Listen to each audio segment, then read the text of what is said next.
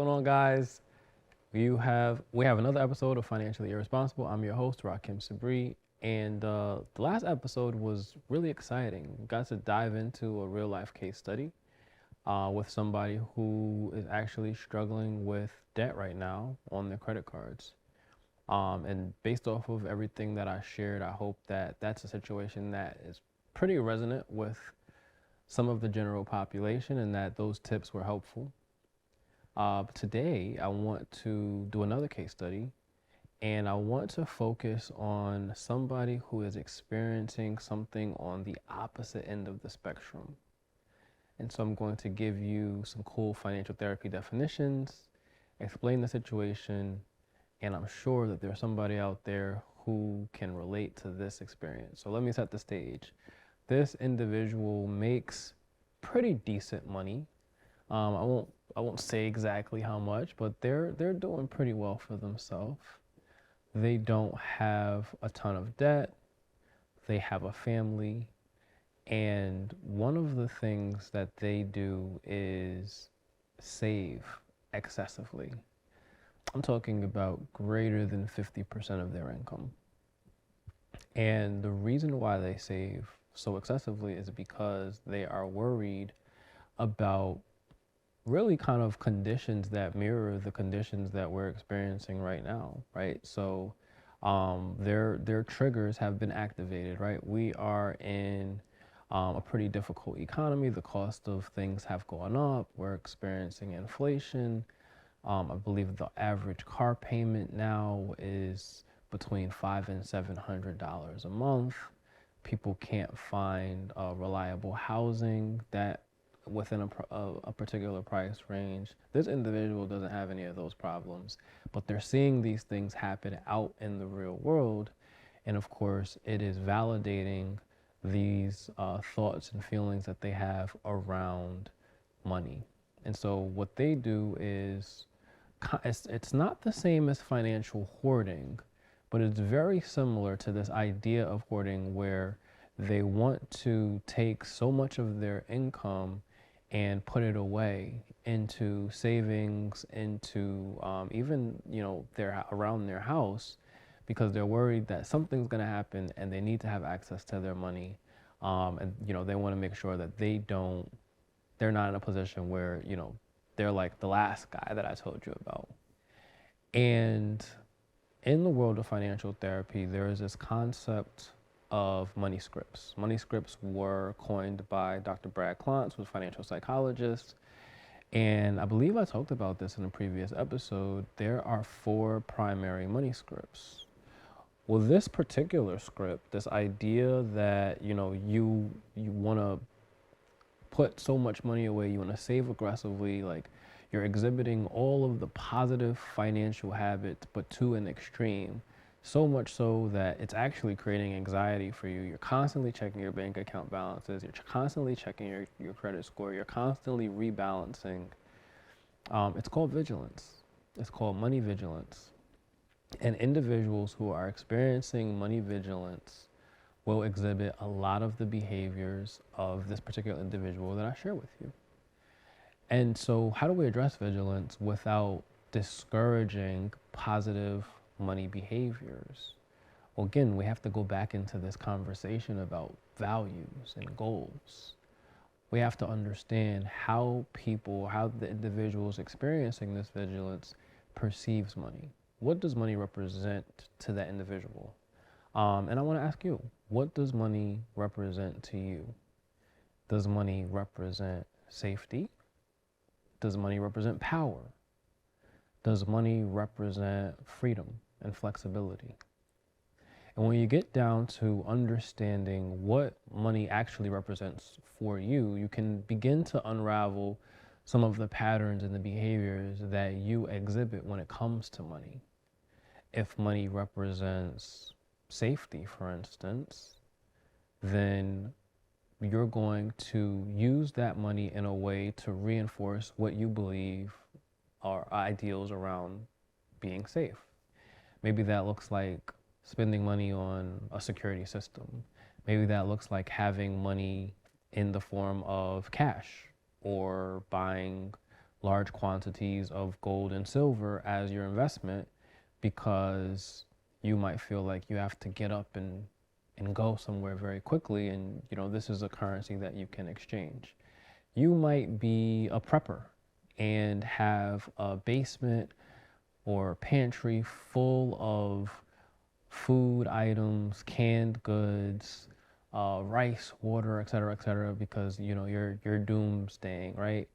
There have been reports online across social media about some of the billionaires who are building these bunkers. What are they trying to prepare for? What are they trying to get away from? Who are they trying to keep out? And so the average day individual may not have the access to resources that a lot of the billionaires have, but they might mirror that behavior on kind of a smaller scale. If money represents power to you, then maybe that looks like what you wear. Maybe that looks like what you drive. Maybe that looks like you being able to use money to influence outcomes. And so as we think about what money represents to us, what money means to us, again, we can unravel a lot of the patterns and the behaviors that we exhibit when it comes to interacting with money. Now, typically what I've seen around individuals who are experiencing or exhibiting traits of money vigilance is they come from a background where money was not talked about, or money was talked about in a negative way that triggered or stirred up some negative emotions. Maybe they witnessed in childhood, or they experienced in childhood rather, poverty. And they made a declaration to themselves that when they were able to make their own money, that they would never be poor again. I've been there, I've said that out loud. And so in the process of kind of unlearning or relearning or learning for the first time how to manage your money, how to establish a budget, how to build credit, how to invest, you might become super vigilant in the process of making sure that there's so much distance between your current reality and your past reality that you are not even allowing yourself the opportunity to enjoy or use money as it's intended, as a tool. You're doing so much to put money away for the just in case circumstances, or because you just want to have so much more money that you can't make purchases that benefit you, that allow for you to spend time with your family, that allow for you to do anything, to go on vacation, to upgrade. And so we see instances of extreme frugality tied into money vigilance. Now, that's not to say that everybody who's demonstrating money vigilance comes from a background of poverty. Some people who demonstrate money vigilance have always had money, have always had access to money, a healthy access to money. And through that, they just somehow picked up this value that they need to know every penny on the dollar of what's going on, have access to that money, double check, triple check. And so it's very important when we have these conversations, or when these individuals come to me, to understand what happened in their childhood, what are the kind of base influences that they experienced or that they observed, what are the stories that they've created or told themselves about money that then show up in their behaviors later in life. And so back to this particular client, they're doing good. Everything checks out. They have a budget. They have a more than healthy savings account. They're making good money. They don't carry a lot of debt. They have a family. They have a home, and they want to make decisions that will put them in a position to generate what's called generational wealth. And this idea of generational wealth is an interesting one, right? Because it's tossed around quite a lot on social media. And when we think about what that means, it's more than just passing down assets or bank accounts to the next generation. There's a process involved. There is kind of an overall understanding of the flow of what money you have, what are you using that money to acquire, and what are the tools or the systems that you are putting in place that allows for the transfer of the wealth that you accumulate while you're alive to future generations. And I don't want to say unfortunate, but the reality of the situation is that a lot of times when you are exhibiting these behaviors around vigilance, if you are exhibiting these behaviors around vigilance, you're so focused on avoiding a particular outcome that you don't give yourself the freedom or the flexibility to really explore the opposite outcome. And that opposite outcome looks like abundance, right? Some people who are experiencing money vigilance are hoarding their money so much in savings accounts or in accounts that are not yielding a very high return on their holding that money there, that they're afraid to put that money into an income producing asset because of the possibility that the money that they put into those assets will lose value, especially in today's environment, right? Where we see fluctuations in the market, there is a fear that if they put their money in at the wrong time, that the market is going to crash or that the market is going to experience what's actually a correction, and they're going to lose value in what it is that they have. So they're afraid of approaching those things. Looking at real estate, same deal. The cost to acquire a home today looks very different than the cost to acquire a home 10 years ago, even 5 years ago. And so there is this constant concern and or fear that if you buy today, the value of your house next year or later this year or 2 years from now is going to be significantly less than the value of your home would be when you purchased it, putting you in an upside, what's referred to as an upside down situation. And that money vigilance really is fueled by this fear of the unknown, or by this fear of the known, because they have not had the opportunity, or they have not taken the opportunity to really venture out into a different area. And so the process is going to mirror the process of the last client that I shared with you guys, where we're getting to the root of how safe do you feel in this moment? What does safety look like for you in this moment? And maybe we might talk about some practical exercises that look back on the last year, the last 3 years, the last 5 years. How long have you been exhibiting this behavior around vigilance? And what could a change in that behavior do for you to bring you closer towards your goal? Where the curveball might come in for those individuals who are experiencing vigilance and who have a solid, healthy understanding of investing is that their vigilance might mirror the process of taking so much of their income and putting it into an investment under the guise of what today is being referred to as the FIRE movement. And so the FIRE movement is an acronym for Financial Independence, Retire Early. And it's a movement where individuals are who have high-paying jobs are taking significant portions of their income and they're investing it so that they can get to their FIRE number, or the number that allows for them to basically live under a certain income level without having to go to work. They get to retire early. The problem with this kind of extreme dieting around finances is that sometimes when people retire, when people retire too early, they haven't thought about what happens after the retirement. They haven't thought about what does sustainability look like beyond retirement. How am I making money? At what point is it okay for me to start taking from the money that I put away? Are the dividends or interest or the yield from the money that I put away going to be enough to cover the lifestyle that I want to live?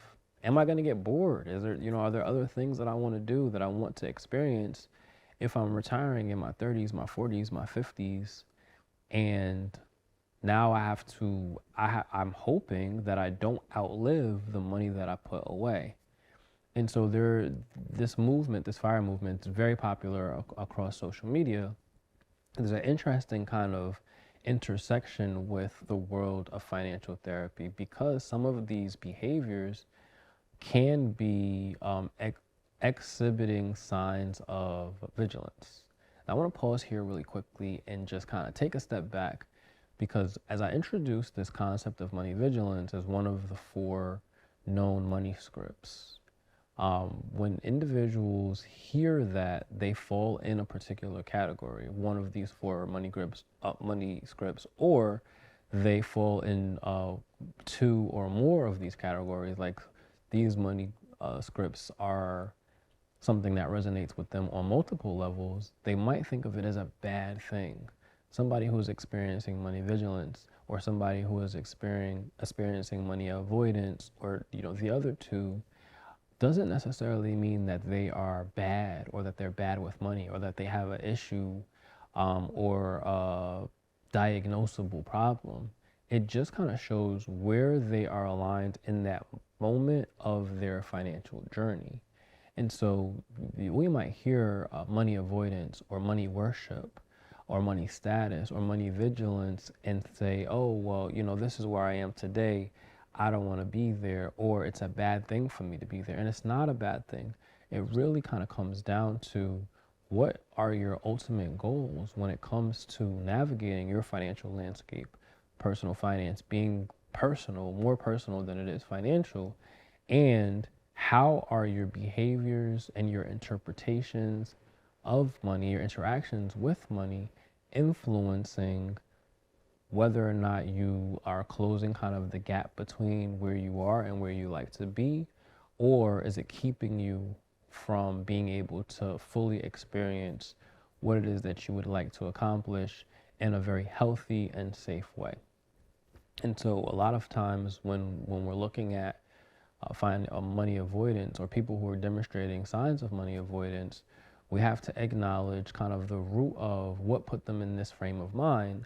Again, what does money represent to them, and how can we deconstruct that version of reality so that we can continue to preserve the healthy behaviors around saving, around budgeting, around investing, but also allow them to feel comfortable, to feel safe, to feel free enough to use their money in a way that is going to benefit them.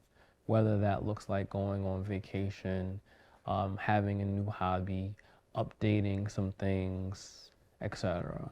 Because some people who experience money avoidance are working so hard so that they can make that money that they do not allow concessions for them to take a break.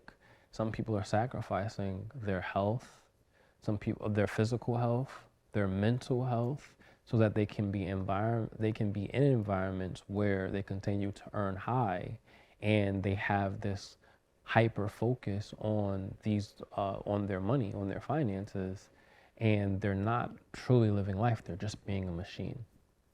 So with this particular individual, sitting down and talking about their fears around being poor again, or experiencing some kind of poverty or some doomsday situation, and helping them come to kind of a realistic middle and acknowledging that it is important for them. It is obviously a value of theirs to be prepared in the event of some catastrophe.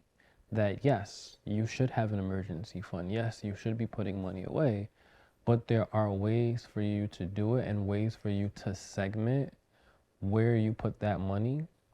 Whether that looks like an emergency fund, whether that looks like a secondary savings fund, whether that looks like a sinking fund for a particular activity, like going on vacation, or like upgrading technology, or upgrading your car, or car maintenance, and longer term planning, like retirement, like estate planning, like generational wealth transfers, and making peace with these different life events and these different life focuses by distributing their money in a way that is beneficial and bringing them closer towards their goal without sacrificing their physical health, their mental health, or even the relationships that they have with their family. And so this is a really interesting one, because most of the people who kind of like cry out for help, or who are looking for some kind of financial assistance through the lens of kind of an emergency occurring, are like the individual from our previous episode, right? They are someone who has over-leveraged debt, someone who has an excessive spending problem, someone who wants to regain control of their finances. But there is such thing as moving to the extreme opposite side, where everything looks good on the surface, and individuals on the outside looking in will give you the high five or the thumbs up and say, hey, good job. You have that savings account really padded and packed. Hey, good job. You're living below your means. Hey, good job. You're not carrying debt. Not realizing the pathology behind the decisions that they're making and the reinforcement that they are receiving from individuals giving them that high five virtually or in person that encourages that behavior. And unfortunately, the environment that we're in financially, with inflation, with the increasing cost of living, the increasing cost of goods and services, individuals who are experiencing money vigilance might be triggered by today's environment and feel justified in their behaviors. And again, it's not for anybody to, certainly not for me, to say what an individual's goals should be with their finances or how an individual should use their finances. What it is for me to do, though, is help an individual make peace with the way that they interact or believe or perceive money and the role of money in their lives, and whether or not that is causing them harm, whether or not that is helping them, whether or not that is moving them closer towards their goal, or whether or not that is taking them away from their goal. And so as we kind of come to a close, I want to have you all, again, write in to us and share some of your stories. Let us know what is your money situation, what is your money story that you want for us to talk about, and maybe talk about the different approaches that we have to addressing that. Again, completely anonymous, and you can find me online at my website, www.rahkimsabree.com, and you can send me an email, or you can make a comment, leave a comment rather, and let us know what are the topics that you want us to dissect and talk about. So this has been another episode of Financially Irresponsible. I'm your host, Rahkim Sabree. Can't wait to see you guys next time.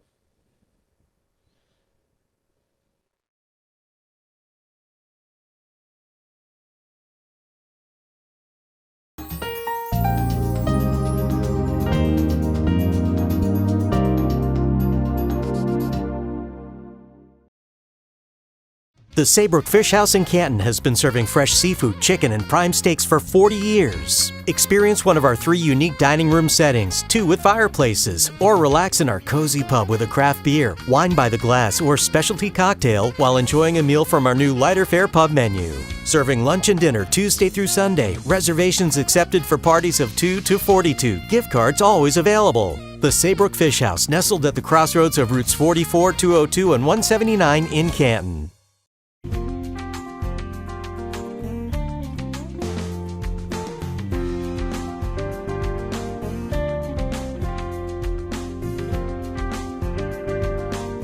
Follow us on Instagram at nutmeg.tv.